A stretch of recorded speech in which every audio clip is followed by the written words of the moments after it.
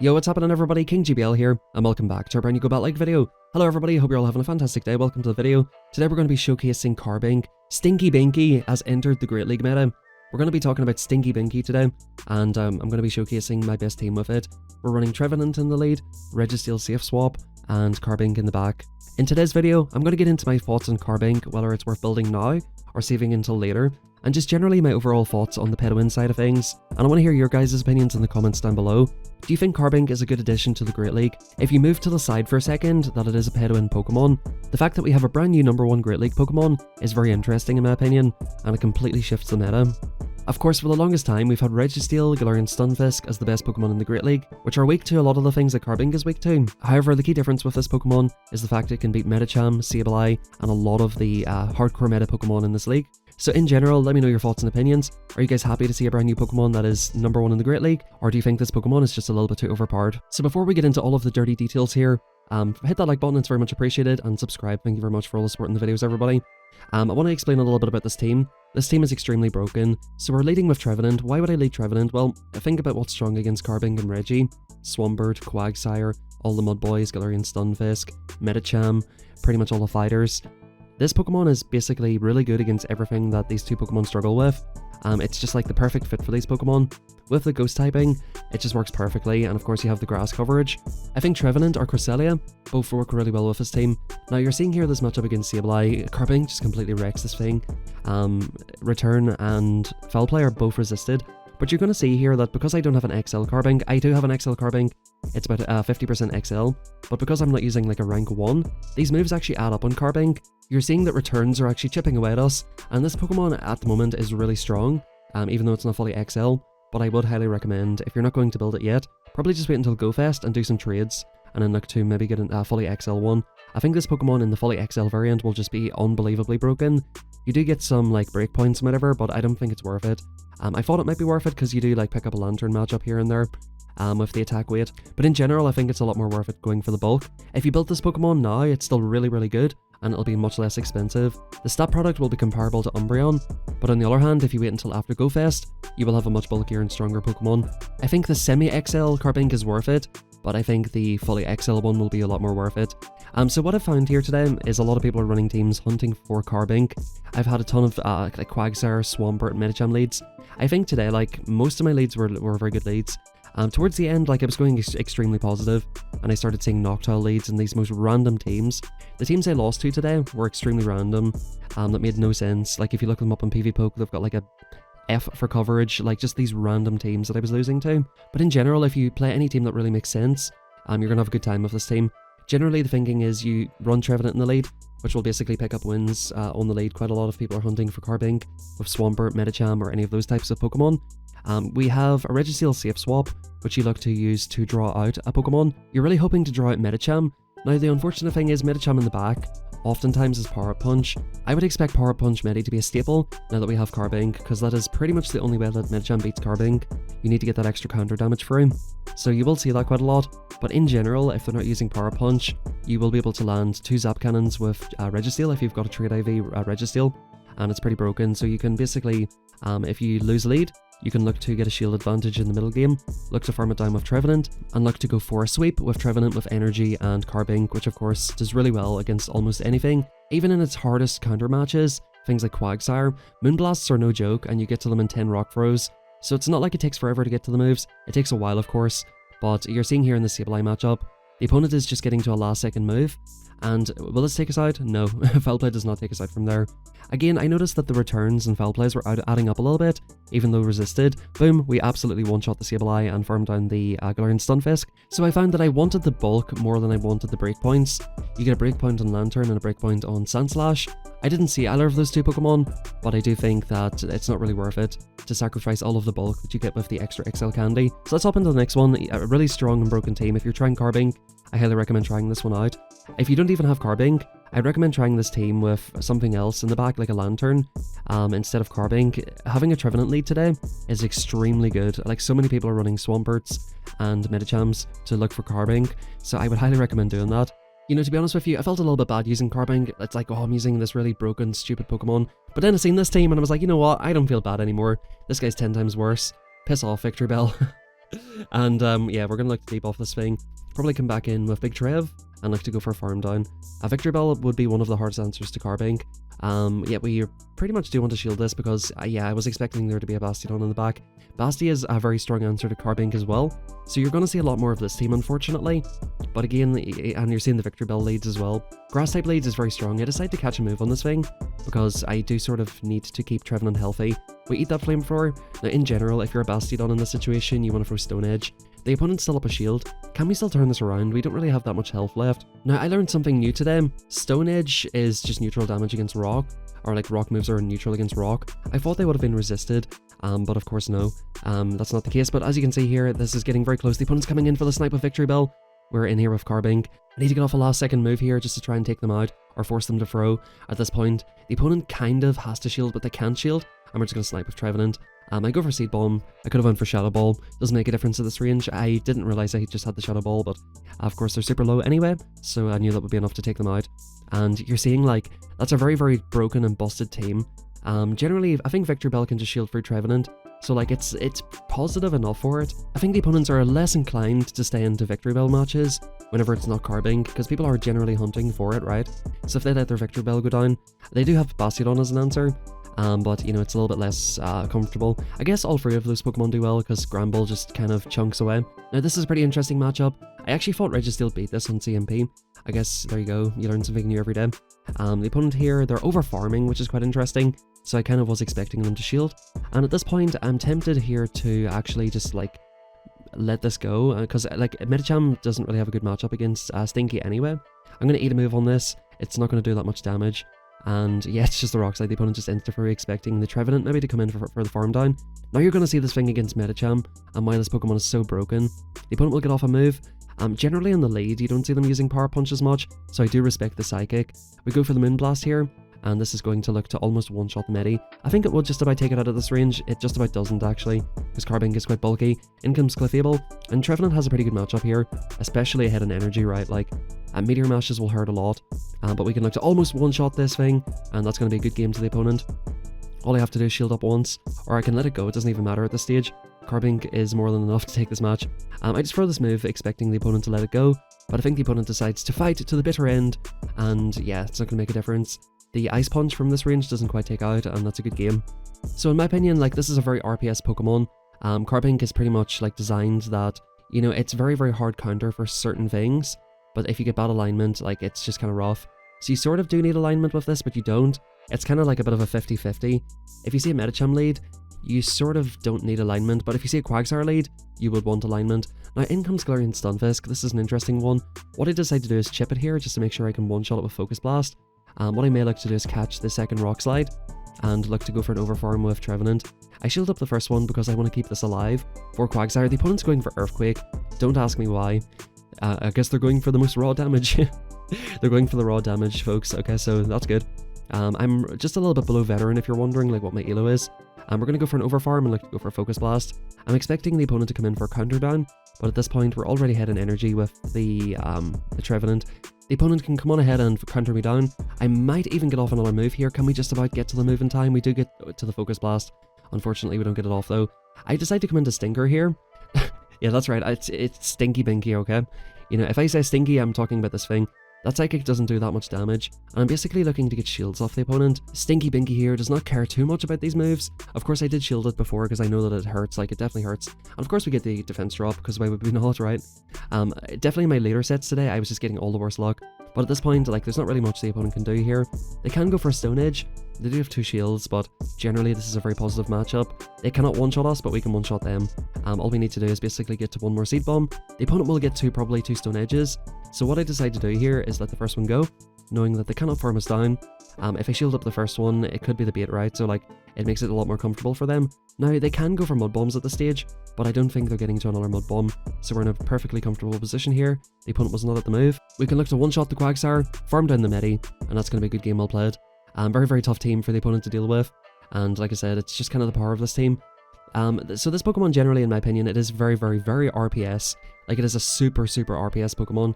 I'm trying to build this team in a way that it's not super RPS, but like inherently Trevenant is just an RPS mon, and so his Carbink, so like it is what it is. In comes this thing, and you're gonna see we're just going to farm this thing the whole way down.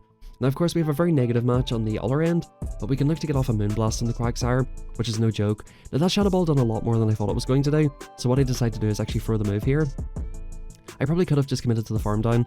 I feel like that must have been a super attack weighted one though. Like, that done so much damage, bro. I was not expecting that, and again, that's sort of why you want the attack weight. Now, the opponent will not want to eat a Moonblast, and that's perfectly fine by me. They go for the CMP.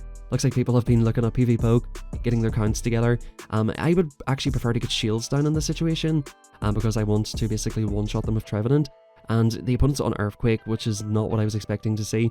If you're looking to run Quagsire, you generally do run it with Mud Bomb, which is a lot more favourable. Boom, Stone Edge going through, and the opponent comes into Noctowl. We come into Registeel, and that's game over, folks. The opponent should be top lefting any moment here. I'm going to shield up the first one here, maybe, because it'll do the most damage. And like, even if, you know, Quagsire comes back in, we're going to get off a Focus Blast, or we're going to get off a Seed Bomb. It's just game over for the opponent here. Not much they can do. They get the debuff, and I think at that point, that's when they realised it was over. Noctowl can do okay against Reggie, don't get me wrong, but like, in that situation, it was just never going to happen for them. So that's the amazing thing about Carbink. If you get good alignment with it, you can generally look to farm something down, and then look to get off a Moonblast and whatever comes back in. And generally the things that are strong against Carbink, a Moonblast can do something against it, of course, unless it's a Steel type. Now, interesting lead here, I think I decided to play this wrong. I decided to stay in and go for a Seed Bomb, which, I mean, maybe it's right, but I don't think it is correct. And what I might look to do is catch a move on Reggie. Yeah, so we decide to do that, chip it and dip it. In comes a Charizard, and this thing is going to have a terrible time against the Stinker Boy. And we're going to look to get a shield off this thing, which is perfectly fine by me. Boom. The opponent will not want to let that go. They do not get the debuff, and because it's a Shadow Charizard, they can look to one-shot us. Blast Burn coming through, boom. This thing is just insane damage, but not against Carbink. Have a look at how much this is going to do. Just take a guess, right? Take a visualization. How much will this do? It doesn't do that much at all. Like a hard-hitting Shadow Blast Burn, that did not do much. We've got a ton of energy now as well. So like that's the one good thing about Carbink in terms of like it being not like super overpowered. The fact that they're coming back in with this thing was kind of suspicious too. In comes Chestnut. We can actually look to pretty much close to one-shot this here with Moonblast. So again, this is one of its hardest counters, but we're able to just apply a ton of damage. That's one of the great things about Trevenant on this team. It is the grass type that beats all our grass types. Now I end up shielding this here because I can see how much health I'm on with Carbink, and I just want to showcase to you how like annoying this Pokemon is, and like Dugong is not an answer to it whatsoever. Right here I should have just went for the extra Shadow Claw, so that was a bit of a mistake, but in terms of this I just want to show you like how little these drill runs do. The opponent's only going to get to one move, and I'm going to be able to farm it down in time, but look how much that done. It did not do enough whatsoever, and we just basically look to farm it down with Rock Throw, and GG's well played. That's a 5-0, you love to see it. You see the same sort of thing with Dunsparce as well. Like, the drill runs are just not quite doing as much as you would want them to, and you're able to eat several of them. And again, if you get the XL variant, it's going to be even more broken. So we're going to hop into some matches here that I was screen capturing while recording in Discord. So if they look a little bit different, that's why. We've got Deoxys lead here. Very good positive lead, and in comes Dugmeister. The Dugmeister is going to get Stinky Binky all the way down here, and this gives us a good opportunity to talk a little bit about this. I think, you know, with Carbink, I think in my opinion it's a welcome change. I personally think it's so unfortunate that Niantic decide to release this Pokemon in this manner. What Niantic promote as their vision for Pokemon Go, being a game that's a forever game that allows people to get outside, and you know, they've done all this stuff with raids. They don't want people just spamming raids. I just think it's interesting that they decide to release this Pokemon in this way. Basically, this Pokemon is gate kept behind like a $6 research, but essentially, of course it does get you Go Fest, which is probably worth it if you are like a more of a hardcore player. I guess if you're going to buy anything for the whole year, you probably buy the Go Fest ticket. So it's not to say that the ticket doesn't have value. It is to say that, you know, it's like pay us for Go Fest or don't get this #1 ranked Pokemon. And even if you wait until Go Fest and go for the free version, I mean, you might get one out of raids and then you have to walk it. If you guys are wondering, like, I walked the crap out of it, used several Poffins to get it to best body and get all the XL candy. So like, I was grinding this Pokemon out every single day to get this ready for this week. In general, like, it takes some resources, and I just think it's not really the best way to release new Pokemon that are the #1 Great League Pokemon. I've mentioned this in previous videos before. If you look at the Pokemon that they've released quite recently, they've not really been very meta-breaking. If you think of some of the new Pokemon that have been released, Serena is that how her name is? Volcarona, Bruxish, Galarian Slowbro and Slowking Community Day. Like, if you think of all of the community days, when's the last time we had a community day or a newly released Pokemon that really shifted things up? There has been a few things here and there, like a few interesting picks, but there's been nothing really to this level or even close to this level of meta shake-up from the Pokemon that are being released as free-to-play Pokemon. So it just sort of makes you wonder what their real priorities are and what their real thinking is when it comes to these changes. Of course, it is financially motivated, but I just think it's very unfortunate that they sort of say one thing and then their actions contradict it, you know, in terms of like they want us to not, you know, spend all day raiding, right? And then they put this Pokemon in raids and research. I think it's no coincidence that this Pokemon has been released in this state, and, you know, if you look at the move pool it has, you know, if something like PvPoke, which is an amazing resource by the way, not to say anything bad against PvPoke, like that's not what I mean here, but if like a website like PvPoke has the ability to, you know, check all the stat products and all this kind of stuff, you better believe that Niantic can as well. So I just think it's a shame that they do things like this, and that this is just not something that's, you know, a big shake-up for everybody, which I think it should be. I'm not going to tell you that this Pokemon is a must-have Pokemon, but it's about as close to a must-have Pokemon as you can get, especially in recent times. So like, it is definitely unfortunate. You know, it's very beatable. You know, it's a very, very strong Pokemon, but it's very beatable. It's very RPS, and I think that's one of my main concerns with the meta moving forward. You know, things like Trevenant coming back into the meta to beat what's beating Carbink makes it more RPS in general, and the fact that Carbink relies pretty heavily on alignment. Like, if you get lined up with a Swampert or a Quagsire, it's pretty rough for you. You may be able to get off a move if you're ahead in energy, but in general, you know, that's not really going to work out for you most of the time. So it is definitely very alignment dependent. So I'm just a little bit concerned that the Great League meta may become very stale. What it sort of reminds me of is Bronzor in the Little Cup. Everything is geared towards beating one Pokemon, and I feel like if the Great League gets to that point where it is just RPSing each other, you know, it's like if I lead the Victreebel versus the Carbink, I win, but if you lead the Carbink versus my Noctowl, I lose. You know, like, that's not going to be great, and this will only be amplified in limited metas where you may not have as many answers to that Pokemon, or maybe it'll be helpful in limited metas. I think, for example, in the Great League Remix, you've got Quagsire and Clefable as two amazing options to it. But just in general, from like what I personally enjoy is not really like these RPS beatdown teams. And, you know, the thing with this Pokemon in general is that not only is it like an RPS beatdown Pokemon, but it's got Moonblast and Rock Slide, which is pretty much the best rock move and the best fairy move. So it's definitely deliberate, and, you know, you sort of hate to see it, folks. Pretty interesting match here. The opponent goes for the catch, and we are able to just go for the overfarm. I was expecting the opponent there to go for pretty much like a snipe. I think they were basically one charm off a Weather Ball, so I was expecting them to go for the snipe there, but we were able to predict that and overfarm. And Galarian Stunfisk is a bit of a sort of awkward one. See, like, it's very good against my backline, so like I can't really let it into my backline, but at the same time, Trevenant might be useful for something in the back as well, which is a bit of a concern for me. So I decided to go for an overfarm, look to bait the Seed Bomb, and I mean, if they shield it up, I'll just go for another one. We're going to look to shield up the second move, and then look to go for Shadow Ball, which will put it into a farm down range, or pretty close to. Firing off the Shadow Ball, I think that the opponent probably doesn't want to go down 2 shields, so we'll fire this off, boom, and at this point we're going to look to catch a Rock Slide on Registeel, and look to farm it down. We should be in an amazing position now, because again, even if it's Medicham, it is Trevenant in this case. We should be able to apply a lot of damage. This one Shadow Ball is going to absolutely rip through us. I was tempted to shield this because it would do, of course, the most amount of damage, but I'm just going to try and save a shield for Stinky, and we do not get the debuff. I was doing really well today, and then I just started getting absolutely wrecked. The opponent makes a huge mistake. They were miscounting energy, and they decide to go for Seed Bomb, so that allows me to come in and go for Seed Bomb, and at this point, like, they're so low that shielding it's not really worth it. I'm just basically hoping it's a Medicham or a Noctowl. Isn't it crazy that with my rock type, I'm hoping for Medicham? Because in the one shield, like, you just go straight Moonblast. You don't actually have to go for baits or anything. So boom, Shadow Ball coming through, the opponent lets me farm them down. Thank you very much. Farmer Stinky Binky here is just going to farm that the whole way down. We're going to build up to the back-to-back. I was tempted to let the Shadow Ball go, but, like, there's no point. We're going to fire off back-to-back Rock Slides, and that's going to be a good game. So I ended up going negative for my last couple of sets. I did start getting, like I said, super unlucky. I was not getting any Zap Cannon debuffs. People were getting Psychic debuffs on me, like, which is just insane. Or any of those potential debuff moves were always going in the favour of the opponent, and I was never getting what I needed, basically. Bastiodon lead, like, it's pretty awkward. Registeel's amazing for this. So I feel like with this team, if you get a lead that's not bad for Trevenant, you almost have to stay in. When you see a Bastiodon lead, your first thoughts would automatically be Victor Bell and Medicham, or it could be Grasshole. I think Grasshole is making a resurgence now, of course, with a really strong rock type in the meta. We'll see what the opponent decides to do. I'm going for a huge overfarm here. We're going to look to fire off the Seed Bomb, which I'm kind of hoping the opponent shields. I think they will shield it, looking to basically RPS us. At this point we throw after 1. The opponent will just be at the move. We probably should be going for a Shadow Ball in that situation.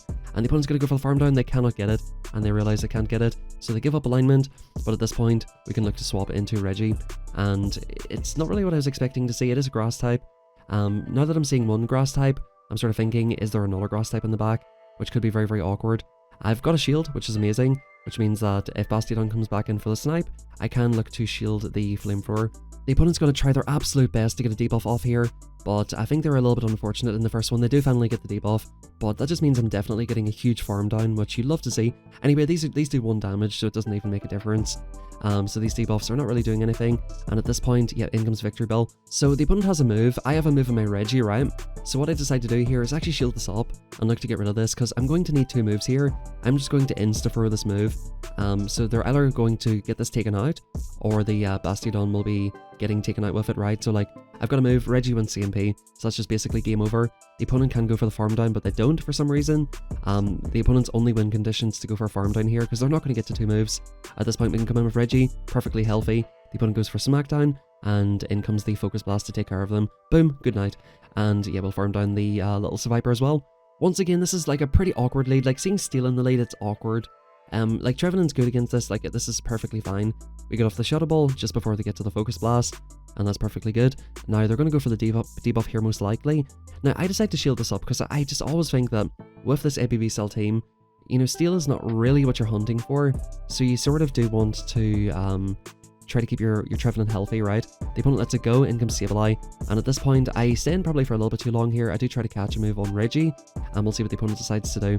We have an amazing answer for Sableye, so I'm perfectly happy here. I can look to get off 1 Zap Cannon, which will either get the shield or come very, very close to knocking out the opponent. The opponent's not swapping out here, so it's making me think there might just be a Noctowl in the back, which if that's the case, we're in a really good position. Boom, Zap Cannon coming through, almost takes out the Sableye. They do let it go, which was a huge surprise. I was really, really predicting Noctowl, and the fact that they're just letting this go was crazy to me. In comes Frostlass, and ladies and gents, what I decided to do here is come in for the Shadow Ball, which is just unnecessary, to be honest with you. My thinking here is that I should be able to get to 2 moves on this thing, and if they throw all of their energy on this, Trevenant should be able to take it out, so that was the thinking. But you're about to see here that we're going to be able to just farm this down. The opponent's going to get that shielded, and at this point they're already like below 50% health. I was actually sort of underestimating my own Pokemon here. I'm just not really used to using Pokemon like this that are just so broken, so that's why I'm sort of trying to make extra plays that are unnecessary. But that's Carbink, guys. Let me know your thoughts and opinions. If you enjoyed today's video, hit that like, drop a sub on the channel, it's very much appreciated, and thank you very much everybody for all the support in the videos. Hope you all have a fantastic rest of your day, and I'll catch you all next time for a brand new video.